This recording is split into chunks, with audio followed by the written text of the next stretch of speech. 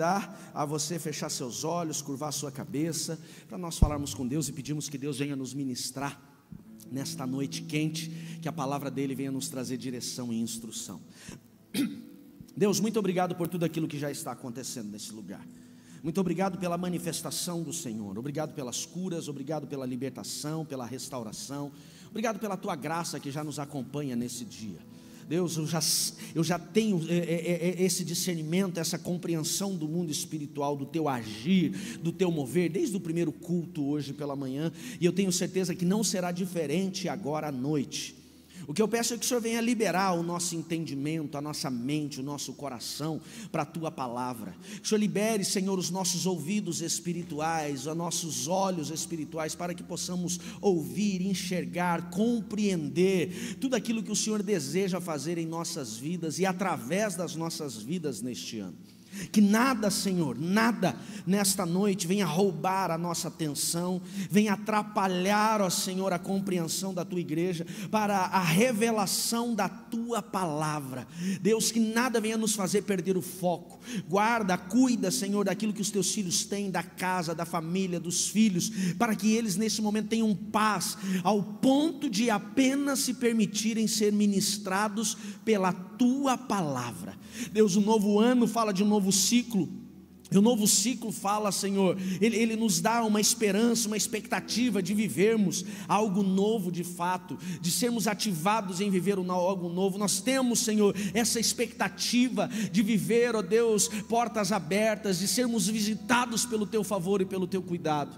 Porém eu peço que o Senhor nos ensine, nos mostre que caminho devemos tomar, para que possamos viver as promessas do Senhor para este novo ano. É a minha oração, em um nome de Jesus, e aquele que concorda, diga. Muito obrigado, Robert, que Deus abençoe você, meu amigo.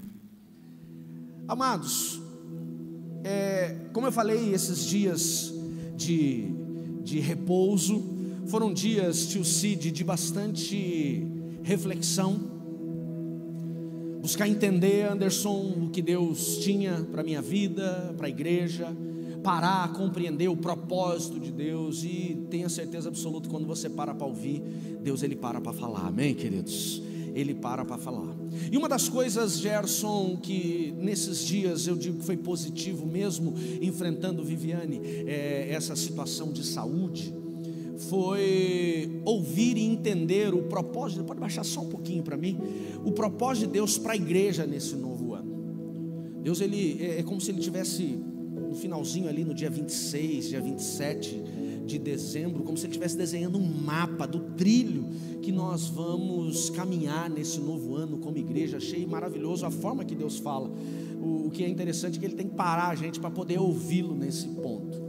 E um dos pontos que Deus trabalhou, em tudo isso que eu ouvi de Deus, e eu quero começar a compartilhar, hoje eu já falo sobre isso, domingo que vem, que vai ser o nosso domingo de ceia, eu quero aprofundar mais sobre esse mapa que Deus trouxe como direção. Mas um dos pontos é exatamente nós compreendermos as nossas decisões, o vínculo delas, José Arci, com o mundo espiritual.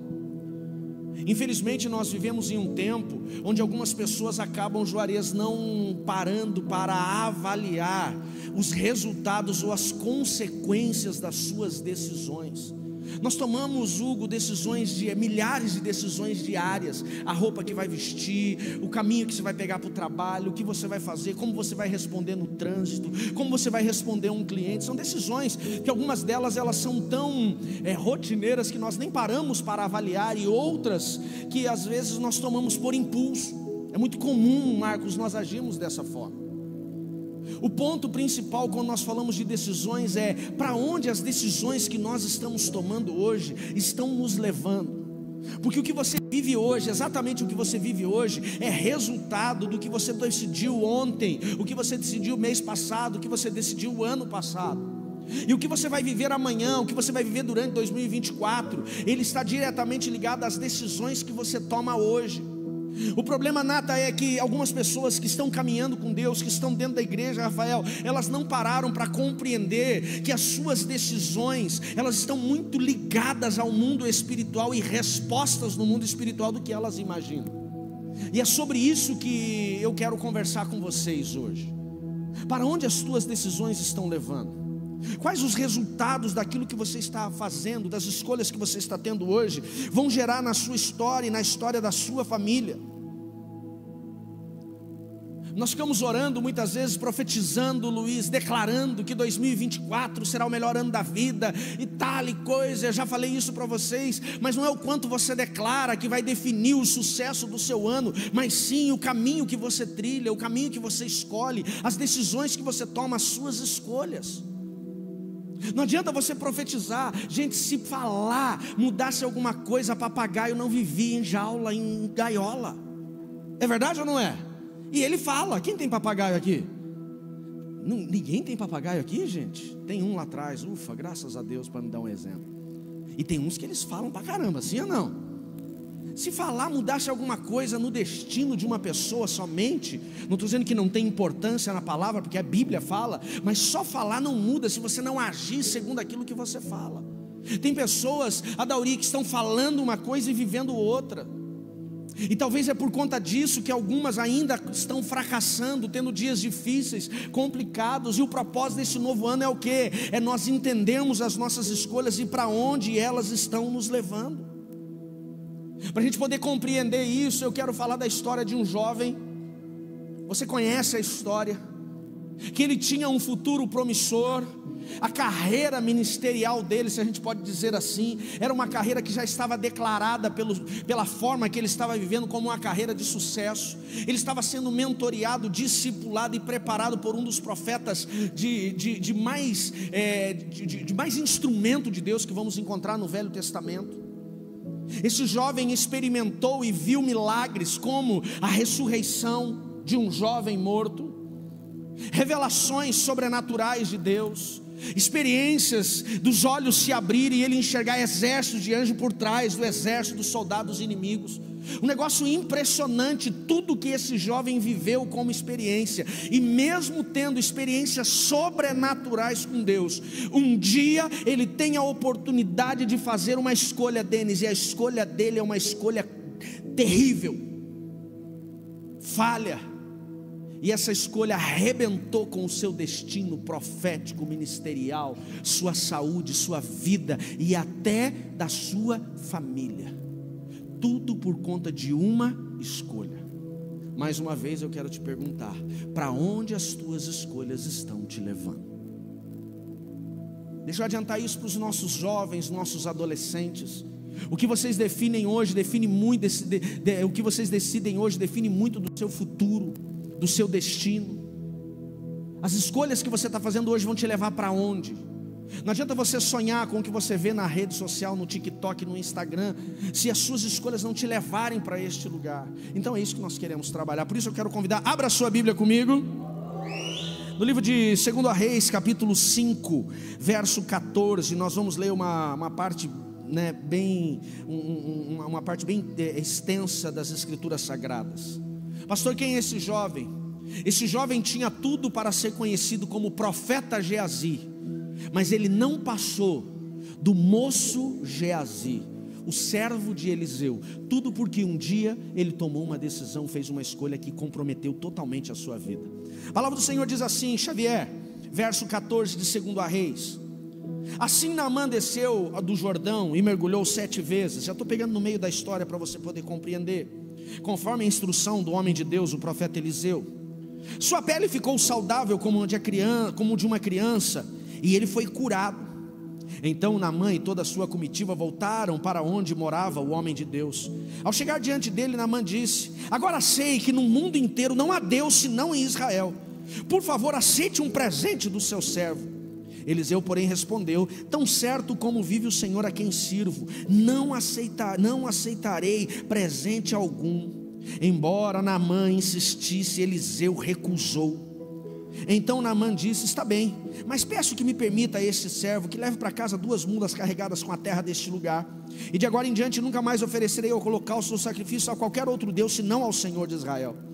Porém o Senhor me perdoe por uma coisa: quando o meu rei e o meu senhor for ao templo de Rimom para adorar ali, e se ele se apoiar ao meu braço, que Deus me perdoe quando eu tiver que me curvar para acompanhá-lo.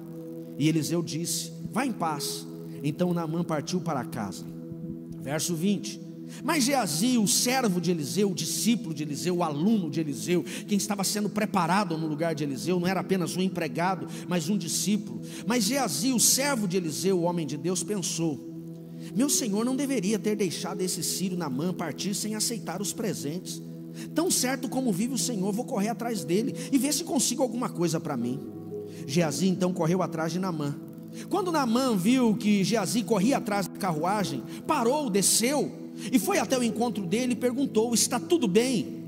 E ele respondeu: está tudo bem sim, mas o meu senhor Eliseu me enviou para dizer que acabaram de chegar 2 jovens profetas da região montanhosa de Efraim, e meu senhor pediu 35 quilos da prata e 2 roupas dessas de festas que você trouxe para eles.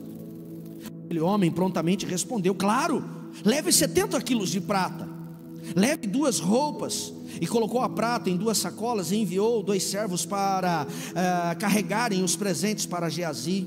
Ao chegarem à colina, Geazi pegou as sacolas e enviou os servos de volta, escondeu os presentes dentro de casa. E quando entrou para ver o seu senhor Eliseu, este lhe perguntou: onde você estava, Geazi? E a resposta de Geazi foi: não estive em lugar algum. Então Eliseu lhe disse: você não percebe que eu estava presente em espírito quando Naamã desceu da carruagem para encontrar com você? Esta definitivamente não era a ocasião de receber dinheiro, roupas, oliveiras, videiras, ovelhas, gado e servos. Por isso você e seus descendentes sofrerão da lepra de Naamã para sempre. Quando Geazi saiu dali, seu corpo estava coberto de lepra e sua pele estava branca como a neve. Eu não vou falar da história, eu vou fazer um resumo de 2 minutos da história, que eu creio que grande parte da igreja conhece, e quem não conhece depois pode ler o capítulo todo, 5 do 2º Reis para compreender. Mas vamos resumir para a compreensão e a gente poder alinhar, né, os nossos corações, as nossas lembranças sobre a história. Quem era Naamã? Naamã, um comandante sírio, um herói de guerra da Síria. Síria era uma potência, o império que dominava vários reinos na época, e os reis se prostravam diante do rei da Síria, pagavam-lhe impostos para não serem oprimidos pelas guerras e pelo exército dos sírios. E Naamã era o grande responsável de muitas das vitórias desse povo. Naamã, mesmo sendo um homem rico, poderoso, muito honrado no meio do seu povo, acabou sendo acometido de uma doença que era contagiosa, chamada lepra. Você conhece, né, bem o contexto bíblico da lepra. E a lepra, quando uma pessoa era desenvolvida disso, além dela ser, né, ela corroer literalmente o corpo, era muito comum as pessoas que tinham lepra perderem. Aumenta o meu microfone só um pouquinho, Lúcio, não abusar. Como é que está para vocês aí? Tá bem? Aumenta só o meu retorno só um pouquinho. Parece que ele some às vezes aqui. Às vezes muitos deles perdiam as extremidades, como nariz, orelhas, dedos. Por ser contagiosa, eles tinham que ser banidos do meio da sua família, do seu vilarejo, da sua cidade. Eles não podiam entrar num comércio, comprar e vender. O dinheiro deles era maldito, a presença deles era maldito. Era muito comum o leproso, além de sofrer por conta da doença, das dores, das feridas, ele também sofrer a rejeição pela sociedade de tudo aquilo. E Naamã, ele agora é leproso, porém um homem vitorioso de guerra. Por conta da sua condição, ele não foi banido, mas chegaria um momento que a lepra tomaria o seu corpo de tal forma e ele teria que ser banido. É muito provável que este homem, ele tenha procurado cura em vários lugares, de várias formas, e não tinha conseguido. E a Bíblia diz que um dia ele está tirando a sua roupa em casa. Ele tinha uma escrava, uma menina que era judia e servia a sua casa. Vendo o seu corpo acometido de lepra, falou para sua esposa, a sua patroa. Ela disse: se o meu senhor Naamã fosse para Samaria, tem um profeta de Deus na minha terra que orava por ele, ele seria curado. Aquele homem, Milson, provavelmente já tinha tentado de tudo, Carmen. Quando ele ouve aquela afirmação da jovenzinha, ele vai até o seu rei e comenta. E a Bíblia diz que o rei, pela estima que tinha por Naamã, escreve uma carta para o rei de Israel dizendo assim: estou te enviando o meu comandante, homem de confiança, e eu quero que você cure ele. Leva ele até o profeta que tem na tua terra, que ficamos sabendo que está aí, e que ele seja curado. É mandada essa carta antes. O cavaleiro entrega a carta. A Bíblia diz que o rei de Israel fica desesperado, porque ele não tinha capacidade, habilidade, nem fé o suficiente para aquilo. E logo na sequência chega Naamã com uma comitiva, soldados, batedores, servos, assessores, esperando a cura. Aquele rei não sabendo o que fazer. Quando Eliseu ouve a história de Naamã, diz para o rei: mande que o sírio venha até a minha casa. Você conhece a história? Naamã para na frente da casa do profeta, fica esperando um tapete vermelho, fica esperando um profeta se prostrando diante dele, fazer umas rezas, umas arrudas, quem sabe. Mas a Bíblia diz que nada disso acontece. Eliseu nem sai de casa. Eliseu manda o Geazi encontrar com ele lá no portão. Geazi sai e fala: o negócio é o seguinte, o profeta não vai poder te atender não, mas ele mandou te avisar que aqui perto tem um rio chamado Jordão, vai até o Jordão, mergulha 7 vezes lá que você vai ser curado. Naamã fica indignado por toda a sua posição, seu orgulho, sua soberba de não ser recebido, e ele diz: eu não vou mergulhar nesse rio, tenho rios mais limpos na minha terra do que esse rio da terra de escravos. Um dos seus servos olha para ele e diz assim: meu senhor, se ele não pedisse uma coisa mais difícil, você não faria? Faz lá, vai que dá certo.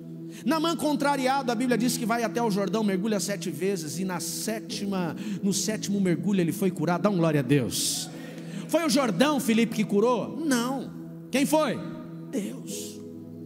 Deus estava provando toda essa questão de Naamã, sua fé, o orgulho, todo esse processo. Quando Naamã, e foi aí que nós começamos a ler, no 7º mergulho se levanta e vê que a sua pele está renovada, restaurada, pastor Cláudio, como a pele de um bebê, ele se alegra com o resultado, e agora ele volta à casa do profeta.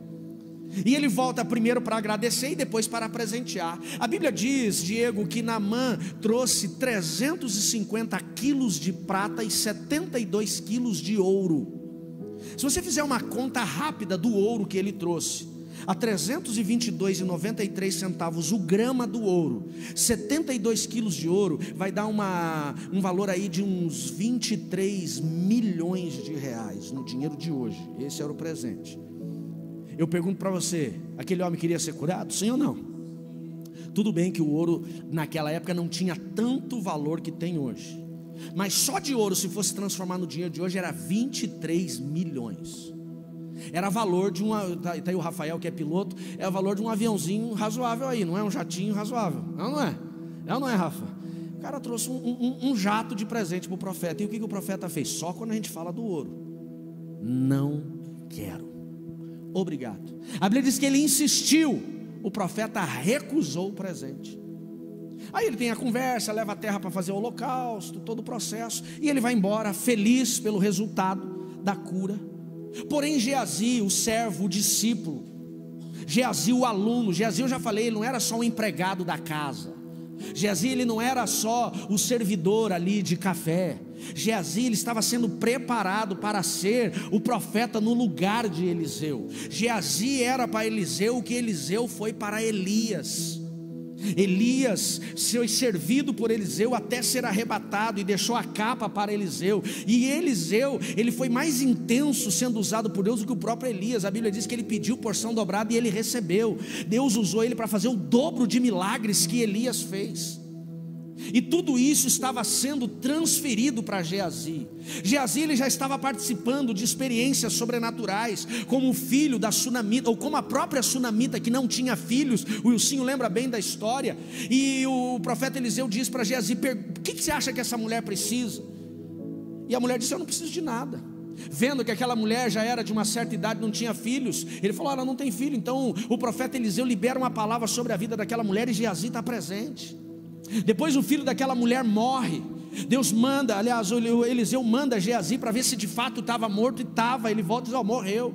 E Eliseu faz o milagre, Geazi vê o milagre acontecendo. Nós vemos outras experiências sobrenaturais.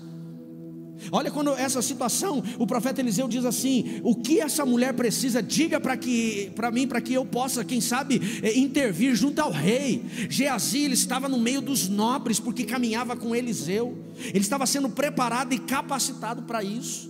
Geazi teve seus olhos abertos quando Eliseu foi cercado pelo exército sírio. Ele viu o exército de anjos guardando. Ou seja, esse jovem, ele tinha tido experiências sobrenaturais. Esse homem conhecia Deus. Esse homem conhecia o poder de Deus. Quer dizer, conhecia o poder, porque Deus eu questiono se ele conhecia por conta da decisão. Ele tinha experiências com Deus. Ele conhecia o poder de Deus. Mas a Bíblia diz que quando Naamã foi embora, reza, porque ele foi curado e rejeitou o presente de Geazi, falou: não pode. Ele coloca o nome de Deus, ele, tão certo como vive Deus, ele diz: eu vou pegar alguma coisa para mim. E a Bíblia diz que ele decidiu, escolheu correr atrás de Naamã, para pedir o que o profeta não quis receber.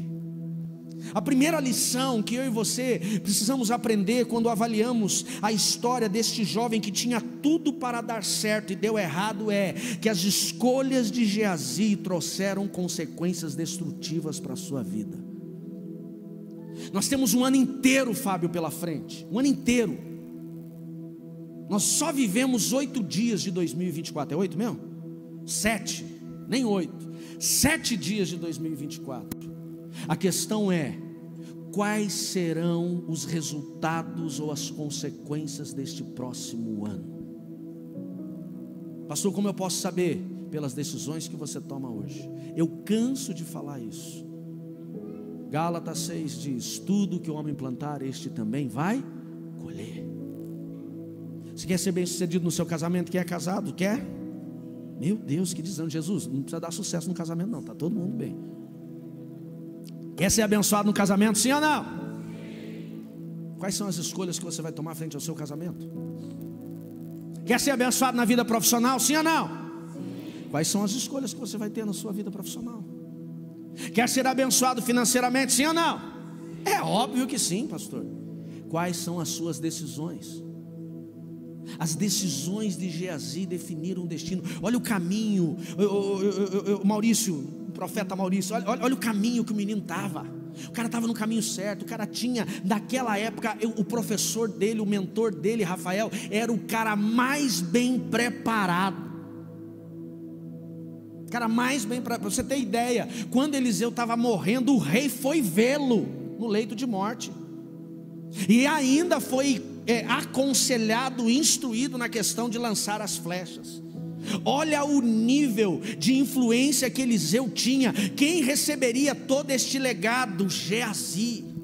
Não era só um legado de uma influência sacerdotal, mas de uma manifestação sobrenatural de Deus. Olha como Deus usou Eliseu, e tudo isso poderia ser transferido para ele, mas ele resolveu trocar por um punhado de prata e uma roupa nova. Escolhas que definem destinos. Preste atenção que quando foi oferecido os presentes, nem foi para ele, mas os olhos dele foram gananciosos quanto àquilo, e aquilo destruiu o seu destino. Por que Geazi agiu desta forma? Por que Geazi fez essa escolha? Se você gosta de anotar, anota algumas coisas que eu creio que elas serão importantes para você reavaliar durante todo esse ano. Por que Geazi agiu desta forma? Primeiro, porque ele não entendeu e não discerniu, Vanessa, o mundo espiritual. Que mal tinha, Ronaldo, o profeta Eliseu recebeu os presentes que Naamã trouxe. Aos nossos olhos aparentemente não tinha mal nenhum. E por que ele não recebeu? Depois nós vamos compreender lá no final, quando Geazi pega aquilo que não era dele. Eliseu diz assim: por conta de você receber o que você não deveria ter recebido, a lepra que era de Naamã agora vai estar com você. Algumas pessoas olham a lepra que ficou sobre Geazi como um castigo de Deus. Não é castigo. Por que não é castigo? Foi apenas a consequência dele querer algo que não era para ele. No mundo espiritual, a lepra estava diretamente ligada àqueles presentes. Consegue entender isso? Consegue discernir? Fica claro isso para você? Eliseu não aceitou o presente porque ele não queria ficar mal perante a sociedade judaica, israelita. Ele não aceitou o presente porque aquilo poderia pegar mal como um profeta e sairia no jornal: profeta recebe ouro. Não tinha nada a ver. Porque a motivação daquele ouro, daquela prata estava ligada àquela doença. E ele discerniu que se ele aceitasse aquele presente, por muito dinheiro que seria o dinheiro de hoje, aquilo estaria na casa dele. Ele teve discernimento, mas Geazi não teve. Primeiro erro de Geazi, para ele agir dessa forma, Paulinho, ele não entendeu ou discerniu o mundo espiritual. E esse é o erro que muita gente tem cometido. Não está discernindo o mundo espiritual. Por que tem situações que Deus tem livrado do seu caminho e você insiste em continuar nele? Por que tem pessoas que Deus tem tirado do seu caminho e você insiste em trazê-las de volta? Não discerne, não compreende. Segundo ponto que fez com que Geazi agisse desta forma: Geazi, ele tinha perdido a sua reverência a Deus. Geazi, ele estava, Rafael, na carne. Pastor, como assim? Quando seus olhos ficaram desejosos pelo dinheiro de Naamã, pelo ouro de Naamã, o que ele fez para ter o que era para Eliseu? Eliseu rejeitou, ele mentiu. Eu pergunto para você, uma pessoa que mente é carnal ou não é? Meu Jesus, cadê vocês? Sim ou não? Mentira é pecado ou não é? Ó, pastor, não sei, nem todas. Será que nem todas? Uma vez a pessoa falou: pastor, eu entendo o seguinte, mentira que não faz mal para os outros, não tem problema. Eu falei: mentira é mentira, meu irmão. E quem é o pai da mentira? O diabo, o sapricol, o catiço, o satangoso. Ele é o pai da mentira. E a partir do momento que você mentiu, você assumiu essa paternidade. Ele mentiu, ele colocou Deus no negócio. Olha o nível, ele perdeu sua reverência a Deus, mesmo vivendo tantas experiências sobrenaturais, vendo o poder de Deus. Ele diz: tão certo como vive Deus, eu vou ficar com alguma coisa. Perdeu a reverência, estava na carne. Terceiro ponto que fez com que Geazi agisse dessa forma: ele foi ganancioso. Seu coração, seu desejo foi para o dinheiro. Abra a tua Bíblia comigo em 1 Timóteo 6,9. Hoje nós estamos vendo, Jennifer, muitas pessoas se arrebentando financeiramente. Por quê? Por conta da ganância. Eu já perdi a conta, Nathalie, de quantas pessoas já me procuram da igreja e fora da igreja, falando: pastor, ora por mim porque caí num golpe. Pastor, entrei num negócio de Bitcoin e me perdi. Pastor, eu investi um dinheiro em trade, em ações e me arrebentei. Por que isso acontece? Ganância. Olha o que a Bíblia fala de amor ao dinheiro, de desejo de riqueza. Olha o que a Bíblia diz, 1 Timóteo 6,9. Mas aqueles que desejam enriquecer. Pastor, é errado desejar enriquecer? Vamos ler o texto? Você tem que entender, antes de lermos, que riqueza, ela é consequência de escolhas. Quem está me entendendo, diga amém. Se ouvir a voz do Senhor teu Deus e fizeres tudo quanto Ele disser, as bênçãos do Senhor te perseguirão e te alcançarão. É consequência. Bênção financeira é consequência, é resultado de escolhas. Olha o que diz aqui, ó: aqueles que desejam, que o seu coração arde pela riqueza, caem em tentações, armadilhas, em muitos desejos tolos e nocivos, que os levam à ruína e à destruição. E ele continua: pois o amor ao dinheiro é a raiz de todo o mal, e alguns, por tanto desejarem o dinheiro, aqui está falando de Geazi, desviaram-se da sua fé, afligiram a si mesmos com muitos sofrimentos. Cuidado em 2024, cuidado onde está o seu coração. Onde o nosso coração está, ali está o nosso tesouro. Se o seu coração está no dinheiro, você pode viver tudo isso. Pastor, é errado, pastor, tem que entregar um voto de pobreza. Não, dinheiro é consequência, é resultado das escolhas que nós fazemos. Cuidado com as suas escolhas. Por que você está trabalhando sábado, domingo, de manhã, tarde e noite para ganhar dinheiro? Cuidado. Aonde o desejo pelo dinheiro tem levado tantas pessoas? Tem gente, Márcio, que o cara não mede as consequências. Ele acha que os fins justificam os meios. O que Geazi fez para receber 35 quilos de prata? Ele mentiu em nome do profeta. Olha o nível. Geazi, David, ele vive exatamente o que esse texto fala. Diz assim, ó: mas aqueles que desejam enriquecer caem onde? Em tentações. Ele caiu em tentação. Cai onde? Em armadilhas. Cai onde? Em desejos tolos e nocivos. O que é nocivo? É aquilo que é destrutivo. Desejos destrutivos. Qual é o resultado? Vai para a ruína e vai para a destruição. Terceiro erro que Geazi cometeu, e por que ele cometeu? Porque ele era ganancioso, o coração dele dava onde ele não podia estar, e não tem como o cara ser profeta, e estar com o coração no dinheiro, vai se corromper. O que eu entendo, Ezequiel, é que Geazi estava sendo provado, pastor Odô, para o próximo nível, e ele foi reprovado. Foi reprovado. Quanto custa o teu caráter, a tua integridade? Qual é o preço? Tem preço, se tem preço, você se lascou. Quanto custa a tua lealdade no teu casamento, teu ministério com Deus? Se tem preço, você já se lascou. Qual é o custo? Qual é o custo da sua família, do seu casamento? Qual é o preço? Se tem preço, não tem amor. Olha o que diz: o amor ao dinheiro é a raiz, é o início de todos os males, diz a palavra do Senhor. Todos. E aqueles que tanto desejaram o dinheiro se desviam da fé. Geazi, afligiram a si mesmos com muitos sofrimentos. Ganância. Ele se perdeu. Quais foram as perdas de Geazi? Avalia comigo. Número 1, se você quer anotar, anota lá. Primeiro, ele perdeu o seu legado de profeta. Perdeu o legado de profeta.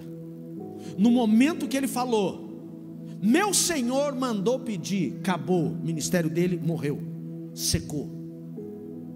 Segundo, ele perdeu a saúde. Ele perdeu, Edson, a sua saúde. A Bíblia diz que a lepra que estava em Naamã, que já tinha sido curado, não foi transferido, como na religião ocultista acontece. O cara vai pedir cura, ele recebe a cura aqui, mas a doença vai para outro lugar. Não, Naamã já estava curado, mas por conta da motivação daqueles presentes, ele aceitou a lepra dele, perdeu a saúde. E não perdeu a saúde que ele ficou assim, debilitado, um problema de locomoção. Não, ele foi totalmente banido. Terceiro, ele perdeu o convívio social, banido da sua casa, do seu povo, do seu meio, perdeu tudo. O que ele quis quando ele foi atrás de Naamã? Dinheiro. Que ele perdeu possibilidade de trocar o dinheiro. Não aconteceu nada com aquela lepra, porque ninguém aceitava o dinheiro dele.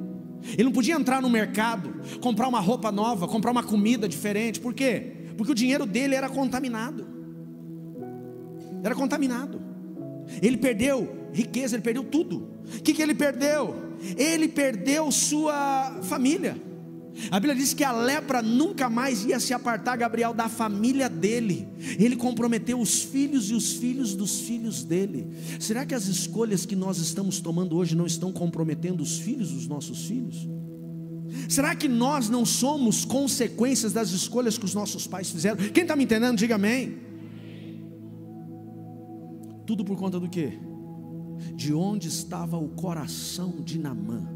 Pastor, mas como é que eu faço para viver uma vida de prosperidade? Seja leal a Deus, seja obediente à palavra. Só tem 3 caminhos, 3 decisões que você tem que tomar na sua vida para você ser próspero. Primeiro, seja obediente aos princípios. Segundo, confie no Senhor.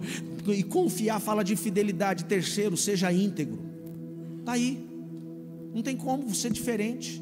Se você viver esses 3 passos todos os dias da sua vida, você não precisa correr atrás de bênção. Sabe por que nós não fazemos campanha de prosperidade? 7 semanas para a porta da esperança, 7 semanas para você enriquecer, 7 semanas, não precisa fazer isso. Sabe por quê? Porque a Bíblia não diz que é uma campanha que vai fazer a bênção te perseguir, te alcançar. A Bíblia diz que é a tua obediência. Ainda bem que a Andréia veio hoje. Pastor, eu quero que esse ano seja diferente na minha vida. E a vida financeira tem que romper. Pare de correr atrás de dinheiro e comece a correr atrás de Deus. Faz isso. Faz isso. Faça as suas escolhas. Quando você fizer as suas escolhas, Deus, Ele vai derramar sobre a sua vida. As escolhas certas, Deus vai derramar sobre a sua vida, que você não vai ter onde colocar. Posso ouvir um amém por isso? Qual foi o principal então motivo? Vamos afunilar dentro daquilo que eu falei. O principal motivo que fez de Geazi tomar essa decisão tão tola. Temos a ganância, temos a carnalidade, mas o principal motivo, sabe qual foi, Marcelo? Foi a falta de respeito e compreensão do mundo espiritual. E é sobre isso que eu quero finalizar afirmando com você. Esse ano ele pode ser o melhor ano da sua vida ou pode ser o pior ano da sua vida. Depende muito do quê? Do seu discernimento do mundo espiritual. O problema é que nós não compreendemos que as nossas decisões, por mais, Juliane, por mais naturais que elas sejam, Kevin, elas estão, ou elas podem gerar resultados espirituais. O problema é isso. Nós encontramos hoje, Claudinha, esse ano ele pode ser o melhor ano da sua vida ou pode ser o pior, dependendo do quê? Dependendo do teu discernimento. Já deu o tempo, Fábio, de crente vir para a igreja só quando precisa de bênção. Isso para mim não é crente, isso é frequentador de igreja. Está na hora de nós aprendermos a vivermos em fidelidade e lealdade. E quando falamos de fidelidade e lealdade, é muito mais do que isso, é você compreender o mundo espiritual. Nós encontramos hoje, Maurício, 2 grupos de pessoas dentro da igreja principais. O primeiro, pessoas, Karen, que são místicas demais. Gente que vê demônio em tudo que é canto. Gente que vê anjo em tudo que é canto. Gente que vê a situação no mundo espiritual, tudo que é canto. Ei, calma. Eu sou pastor há 18 anos agora, 7 de fevereiro eu faço 18 anos no ministério pastoral. Posso dizer uma coisa para vocês com muita transparência? E eu sim, sou um homem que ando no profético. Eu nunca vi um anjo na minha vida.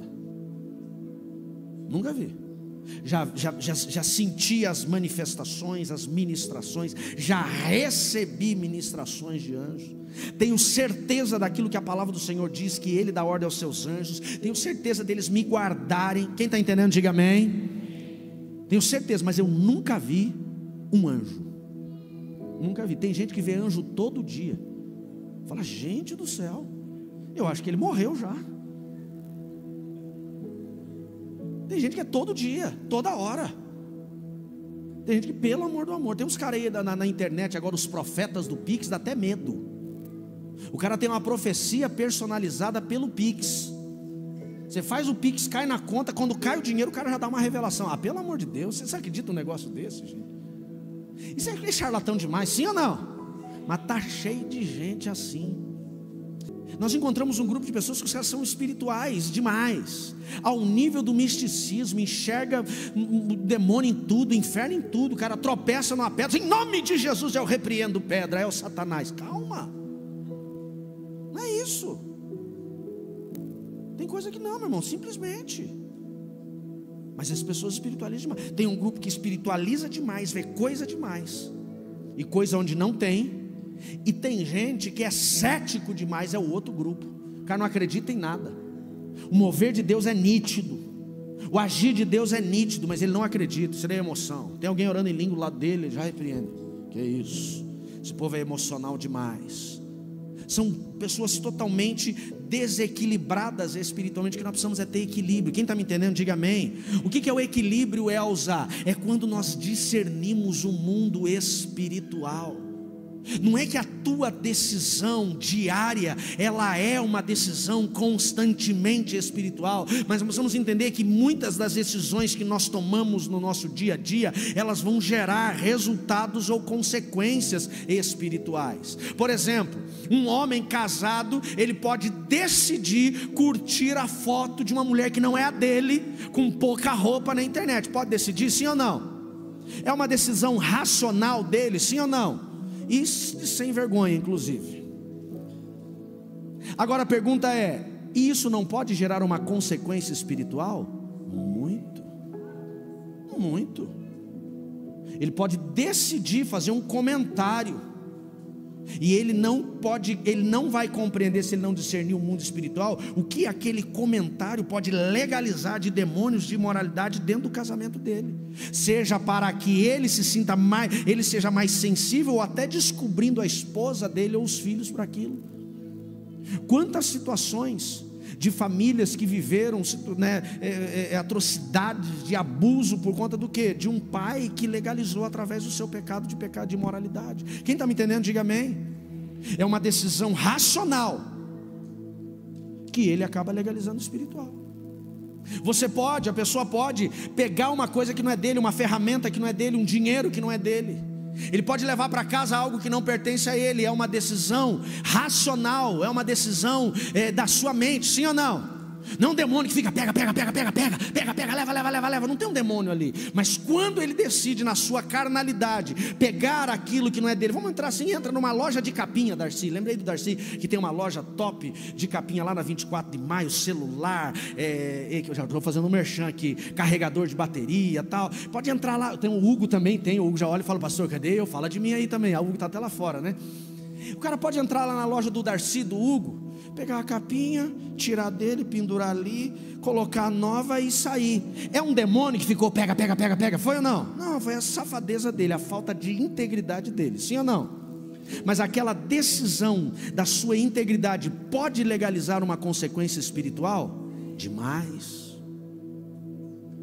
Quando ele pega aquilo que não é dele, uma capinha de R$30, pode fazer ele perder 300, 3.000, porque legalizou. Você está entendendo? Esse ano, qual que é o propósito dessa, que eu quero te levar a igreja a você compreender? Semana que vem a gente vai falar muito sobre isso. Nós precisamos andar mais no espiritual, compreender mais o mundo espiritual, viver mais o mover profético. Quem está entendendo, diga amém. Não é aquele desequilíbrio, é uma coisa equilibrada. A minha decisão vai me levar para onde? O que eu estou escolhendo aqui vai me levar para onde? O que vai acontecer com os meus filhos, com a minha vida financeira, com o meu trabalho, dentro daquilo que eu estou decidindo agora? Uma decisão no trânsito, alguém exaltado, numa ação de carne mesmo, de falta de domínio próprio, ele pode xingar, ele pode esbravejar, e aquilo pode gerar uma consequência espiritual? Pode. Legalizar demônios na casa dele? Pode. A mentira para um cliente, para se livrar de um problema. O produto não foi nem fabricado, o cara falou: está sendo carregado agora. Ele está tentando aliviar o problema agora, mas aquela decisão racional dele mentir pode gerar uma consequência espiritual na vida profissional dele, pode desgraçar tudo. Para onde as nossas decisões estão nos levando nesse próximo ano? O que define seu destino não é o inferno. O que define o seu destino não são os demônios, são as suas escolhas, se elas serão dentro dos princípios de Deus ou não. Quem está me entendendo, diga amém. E para a gente encerrar, pastor, como que eu posso entender esse mundo espiritual? Eu quero ter meus olhos abertos. Eu acho muito interessante quando Eliseu confronta Geazi. Geazi entra na sala e Eliseu fala assim: onde é que você estava? Ele fala assim: eu estava aqui. E Eliseu diz assim: porventura não fui eu, o meu espírito, melhor dizendo, com você, lá na carruagem de Naamã? Sabe o que Eliseu estava dizendo para Geazi? Eu discerni o que você fez, eu compreendi. Sabe que Eliseu tinha visão aberta do mundo espiritual. Ah, pastor, ele era profeta. Isso todos nós podemos ter se caminhamos com Deus. Quem me entende, diga amém. Eliseu viu o que Geazi não viu quando disse não aos presentes, e Eliseu viu o que Geazi fez que não deveria ter feito. Discernimento. Esse é o segredo desse novo ano, gente. Para onde você vai, as decisões que você vai tomar estão totalmente, ou elas estão já, você pode definir isso dentro daquilo que você compreende em Deus. Pastor, mas como é que eu tenho essa visão aberta? Como é que eu tenho essa compreensão do mundo espiritual? Para a gente encerrar, abra a tua Bíblia comigo lá no Evangelho de Mateus, capítulo 6, verso 33. Evangelho de Mateus 6, 33. Texto bem conhecido. Pastor, como eu tenho discernimento do mundo espiritual? Quando eu conheço o reino de Deus. Simples assim. Olha o que diz o verso 33 de Mateus 6. Busquem em primeiro lugar o reino de Deus e a sua, e todas as demais coisas lhe serão. Amanda, sabe por que nós não vivemos, Rafael, as demais coisas sendo acrescentadas? Porque nosso coração não está no reino. Pastor, o que é o reino? Já ensinei aqui no Start, eu falo muito sobre isso. O reino, Letícia, você vai encontrar 3 tipos de reino nas escrituras sagradas, principalmente no Novo Testamento: o reino de Deus, o reino dos céus e o reino de Cristo. São 3 reinos distintos. Quando a Bíblia fala do reino dos céus, Evangelho de Mateus capítulo 5 fala das bem-aventuranças. Ele diz: bem-aventurados que forem perseguidos em meu nome, porque deles será o reino dos céus.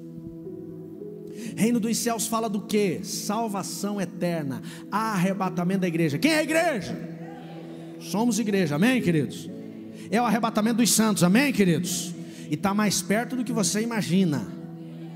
Posso ouvir um glória a Deus por isso? Você pode dizer comigo: Maranata.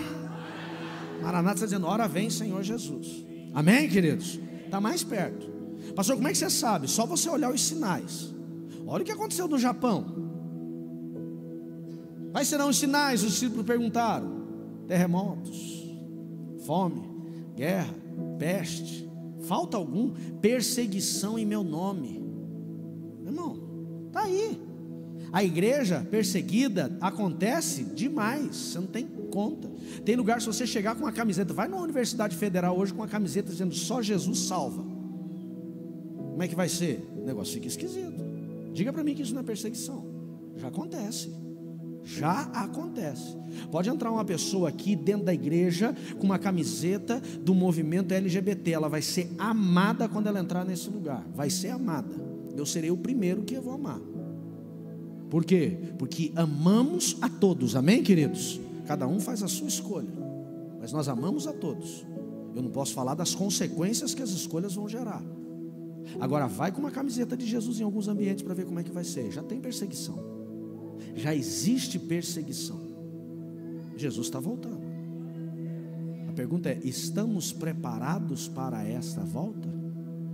Então o reino dos céus fala do que? Fala da salvação eterna. Reino de Cristo, o reino milenar, nós encontramos lá no livro de Apocalipse capítulo 20, fala que aqueles que não passarem para a segunda morte, ou seja, a igreja que foi arrebatada, esta reinará com Cristo em seu reino, que é o reino milenar, um reino que vai acontecer nessa terra. Depois do arrebatamento da igreja, 7 anos de tribulação, bodas do Cordeiro para os salvos, tribulação para os que rejeitaram a salvação, guerra do Armagedon. Jesus vem, salva, separa os bodes das ovelhas.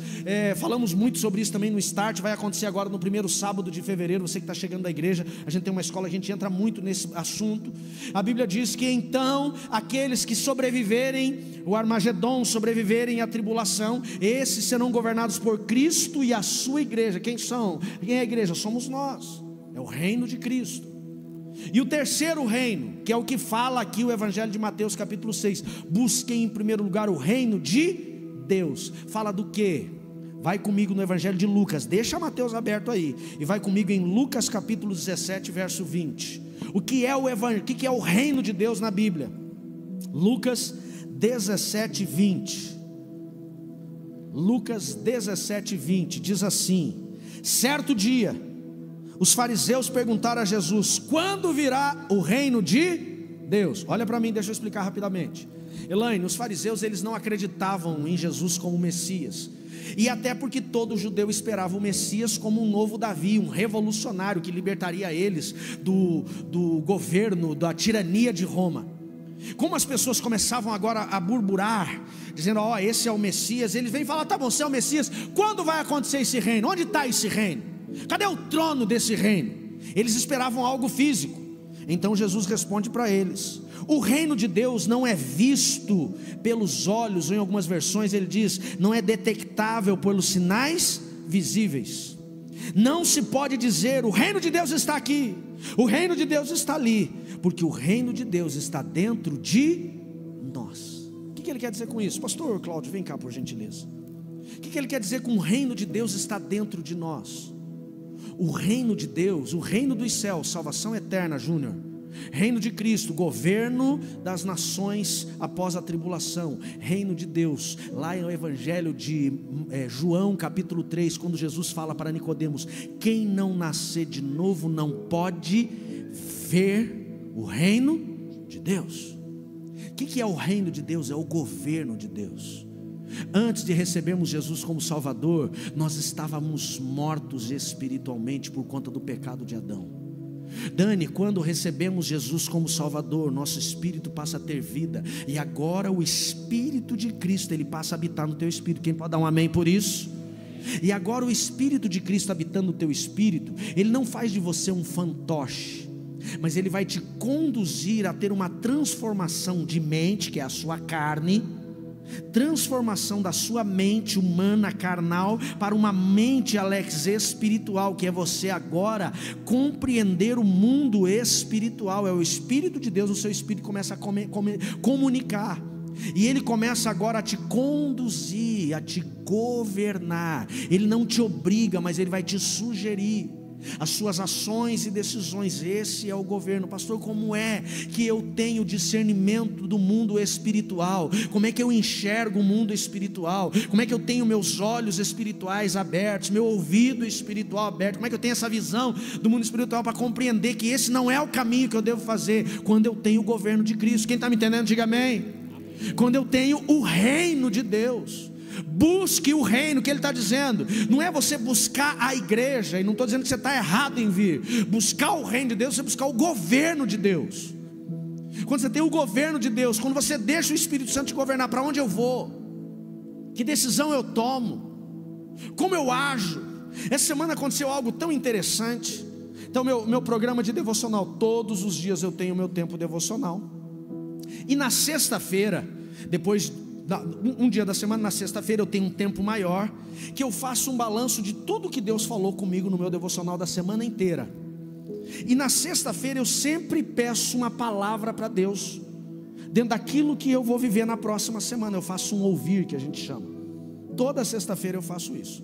E na sexta-feira, Fabíola, eu fiz meu devocional normal, um capítulo de Timóteo, 1 Timóteo inclusive. Eu peguei uma passagem, entendi o que Deus ministrou naquela. Na verdade, assim, teve duas palavras rema. Que é a palavra rema? A palavra que falou muito comigo. Só que a segunda, ela era muito clichê para pastor. Então, Luiz, eu li, entendi, mas não meditei em cima daquela, fui em direção a outra.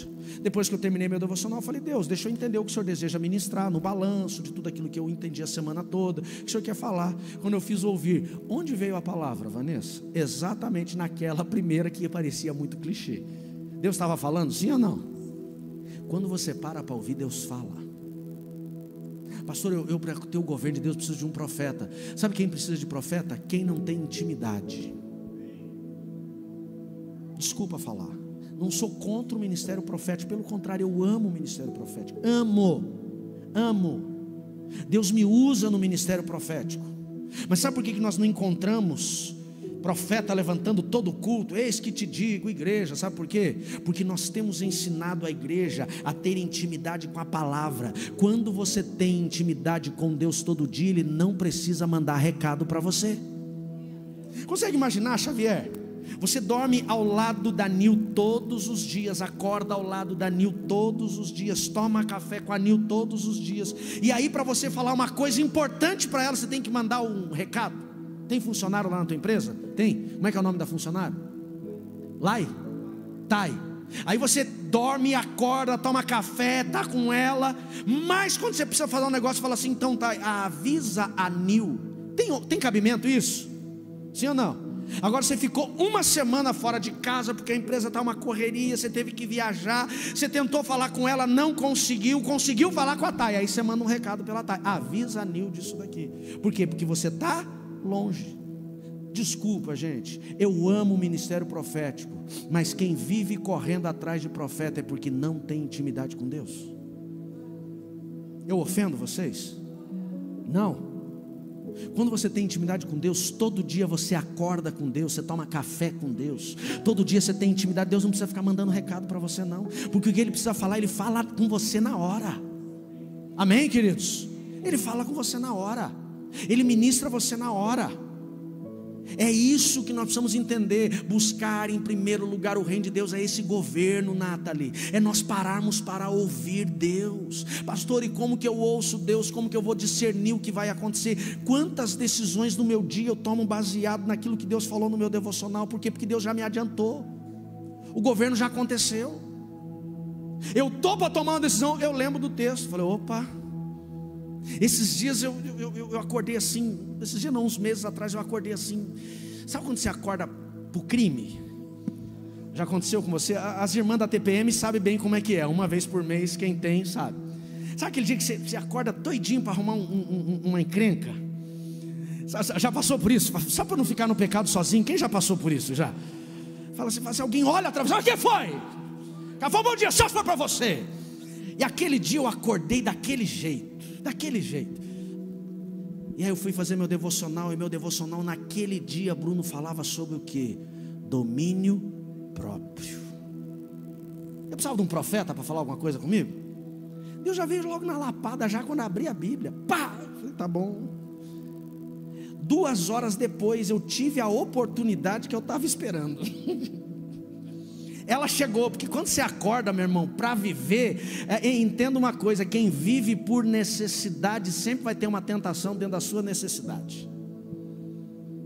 Eu estava ouriçado, fiz o devocional, Deus já me alertou, já me preveniu, mas eu encontrei a oportunidade. Quando eu encontrei a oportunidade, eu já estava doidinho, Rafael, para responder nos quindom, já doeu.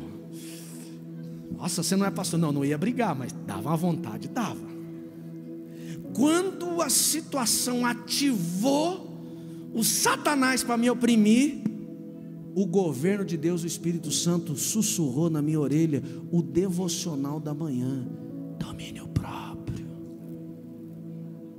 Me deu uma vergonha. Falei, amém, Deus. Sei lá o que eu poderia ter gerado naquele dia se eu não tivesse ouvido Deus. Pastor, como é que eu tenho o reino? Como é que eu busco o reino? Vida de devocional diária. Eu vou encerrar aqui. Josué assume o governo de Israel, assumiu o lugar de Moisés, um cara que foi um líder espetacular. Inclusive, deixa eu abrir um parênteses. Saiu o filme no Netflix, para quem não assistiu ainda, o Êxodo, que é o filme de Moisés, por Hollywood. Ele já é um filme já de alguns anos, mas agora saiu no Netflix. Você não assistiu ainda? Tem umas heresias ali, uns negócios assim, que ele joga a espada, o mar se abre, tem umas coisas meio malucas, mas é muito interessante para você entender essa autoridade. Tem muita coisa histórica ali, que cabe bem dentro do processo. Algumas coisas que estão fora da Bíblia. Assiste o filme com a Bíblia na mão. Assiste o filme lá com Êxodo, capítulo 3 em diante na mão, que vai ser interessante. Mas Josué assume o lugar, pastor Cláudio, vem cá, assume o lugar de Moisés. Josué está desesperado. Fala agora, tio Cid, como é que eu vou liderar esse povo? Olha o nível de autoridade que Moisés tinha. Olha o nível de intimidade. Sabe qual que era o nível de intimidade, Bruno? Quando Deus queria falar com Moisés, Deus sinalizava para Moisés. Ele pegava a tenda do encontro, colocava debaixo do braço, saía do arraial uma distância, montava a tenda do encontro, e a nuvem da glória de Deus descia. E Deus dizia assim para Moisés: bom dia, filho. Ele não via, mas ele ouvia. Pastor, tinha bom dia? Não, essa foi a minha conjectura aqui só. E Deus falava com Moisés. Deus chama Moisés de amigo. Esse era o padrão. Esse era o padrão. Quando os irmãos de Moisés se rebelam contra ele, Deus só fala com você, fala com a gente. Deus falou, com vocês eu falo de um jeito, com ele eu falo de outro. Por quê? Porque aqui é mais estreito. E agora Josué vai assumir o lugar de Moisés. Josué estava desesperado, falou, eu não vou conseguir, eu não tenho condições. O que Deus fala para ele? Deus diz assim: Josué, não tenha medo. Número 1. Número 2, se levanta, tem de bom ânimo, fica de pé, para de chororô. Deus não gosta de crente mimizento.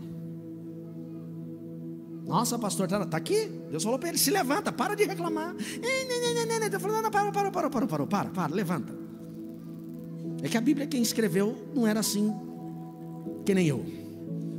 Se Deus desse condição, eu ia escrever: para com a palhaçada. Por isso que ele não deu. Terceiro, Deus falou assim: quer ser bem sucedido, Josué?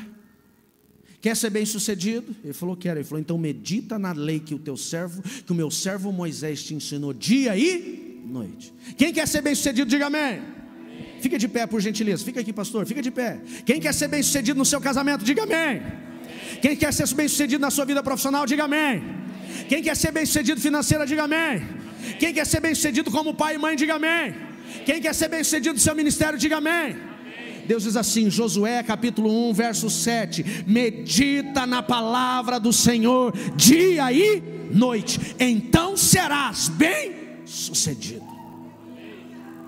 Isso é buscar o reino. Isso é buscar o reino. É quando você não sai de casa e começa a desenvolver isso, Hugo, é hábito. Você não sai de casa sem ler a Bíblia.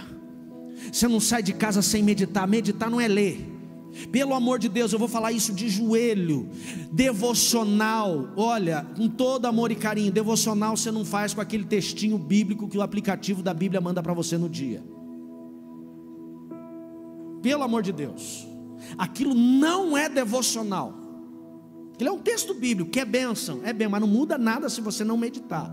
Devocional é plano de leitura diário. Devocional não é você ler uma folha do pão diário todo dia, ajuda, mas não é. Devocional é medita na lei do Senhor. Meditar é você ler, reler, aplicar aquilo na sua vida. O que Deus está falando? Qual é o princípio desse texto? Qual é o conselho de Deus? Qual é o pecado que o texto me confronta? Devocional que você não encontra teu pecado no devocional, tem alguma coisa errada. Porque a gente peca todo dia, sim ou não? Todo dia a gente peca. E tem pecado que a gente comete que a gente nem sabe que é pecado. Nesses dias aí que eu não estava bem de saúde, Deus falou um negócio comigo. Eu falei, mas isso aqui não é pecado não. Deus falou, é. Eu falei, mas desde quando? Ele falou, desde sempre, é só você que não prestou atenção. Uma coisa tão simples, que eu tenho certeza absoluta que 80% da igreja comete. E Deus falou, não é para você isso. Eu tive que ter uma inflamação no rim para entender um negócio desse. Nossa, Deus te castigou? Não, porque eu não parava para entender de outro jeito. Tem hora que Deus tem que pôr a mão no peito e falar, calma aí, deixa eu falar contigo. Quem está me entendendo, diga amém. É isso, gente. Busque em primeiro lugar o reino, e as demais coisas vos serão acrescentadas.